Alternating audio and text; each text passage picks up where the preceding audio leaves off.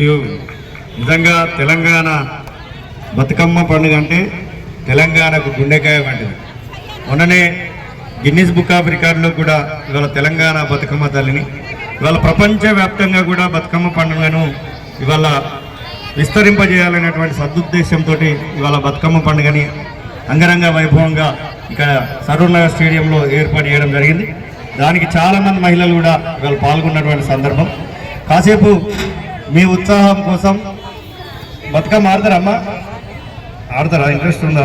మొన్ననే అయిపోయింది మన బతుకమ్మ పండుగ. బతుకునిచ్చేటువంటి బతుకమ్మ పండుగ ప్రపంచంలో ఆడ ఉండదు. పూలనే పూలతోటి పూజించేటువంటి గొప్ప సంస్కృతి ఇవాళ